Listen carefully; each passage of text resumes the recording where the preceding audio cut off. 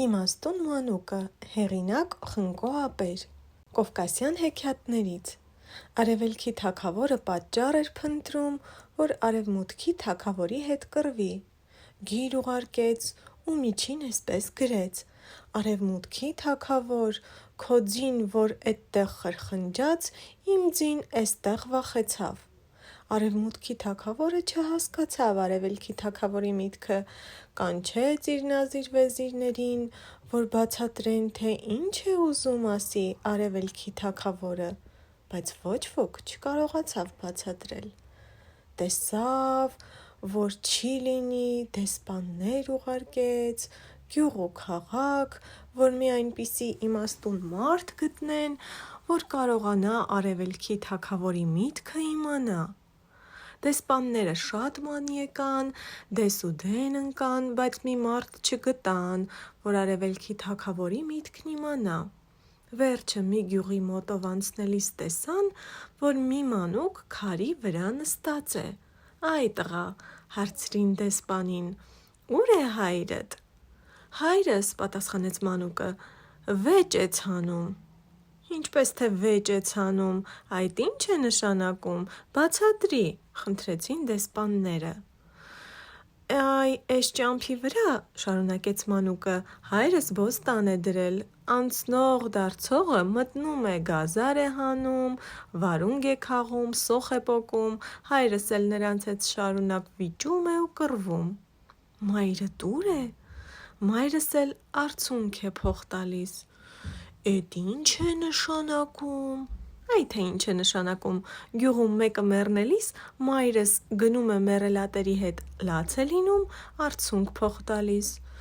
Դեսպանները տեսնում են, որ այդ տղան շատ սրամիտ և իմաստուն տղա է։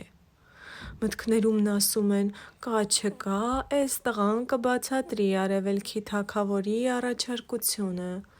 Վեր են առնում մանկանը, տանում թագավորի մոտ ու պատմում թագավորին հալ-հեքիաթ, էսպես որ էսպես։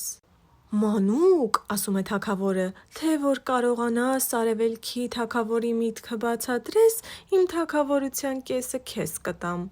Արևելքի թագավորը ինձ գիր է գրել, թե քո ձին էդտեղ որ խրխնջաց, իմ ձին էստեղ վախեց։ Սա ի՞նչ է նշանակում, էդպես բան կարելի է»։ «Թագավորն ապրած կենա», ասում է մանուկը,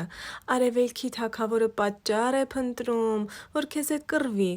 Ուղարկիր 300 ձիավոր, թող նրանք գնան, մտնեն թագավորի մայրաքաղաքը ու շներին կոտորեն։ Գանգատը անշուշտ կհասնի թագավորին, թագավորը նրանց կկանչի իր մոտ, թող ձեր ձիավորները ասեն՝ մեր թագավորի ոչխարի հոտի մեջ մտան գայլերն ու կոտորում են թշվառ ոչխարներին։ Մենք որքան ձայն տվինք հովիվների հետ, օգնության կանչեցինք ձեր շներին, ձեր շները չեկան, դրա համար էլ եկանք ու կոտորեցինք նրանց»։ Թագավորը կզարմանա և կասի՝ այդ ինչպե՞ս կարելի է, էնտեղից էստեղ ձայն կհասնի։ Թող ձեր մարդիկ էլ ասեն՝ էդ ինչպե՞ս է, որ մեր թագավորի ձին էնտեղ խրխնջալիս, ձեր ձին էստեղ կվախենա ու ձեր շները մեր հովիվների ձայնը չեն լսի։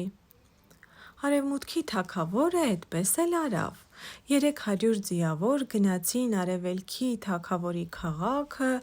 և կոտորեցին շներին։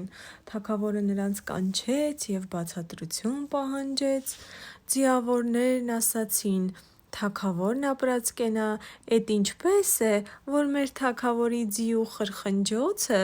ձեր ձին կլսի ու մեր հովիվների ձայնը ձեր շները չեն լսի, որ չեկան թշվառ ոչխարներին գայլերից ազատեն»։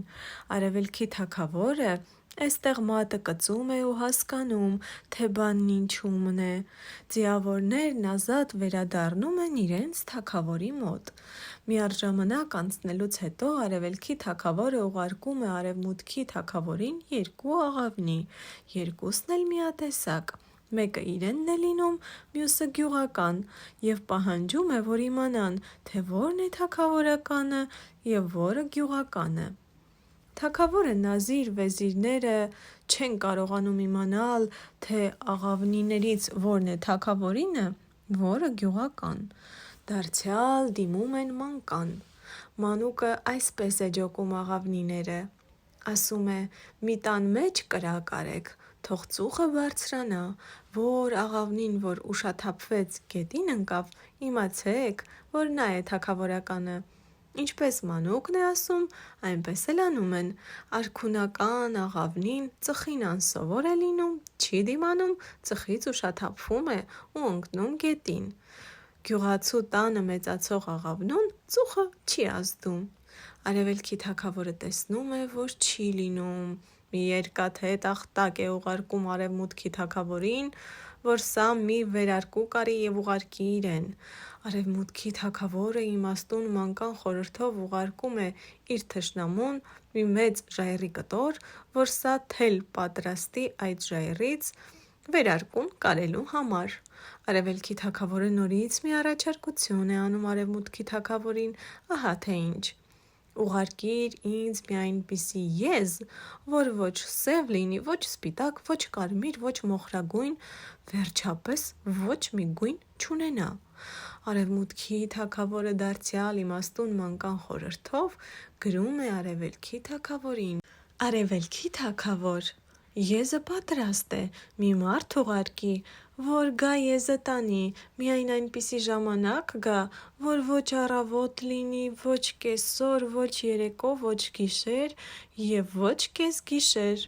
ոչ լույս և ոչ մութ»։ Արևելքի թագավորը իմանում է, որ ուժի դեմ ուժ կա, էլ կռվի չի գալիս արևմուտքի թագավորի վրա։ Արևմուտքի թագավորն էլ իր թագավորության կեսը տալիս է իմաստուն մանկանը,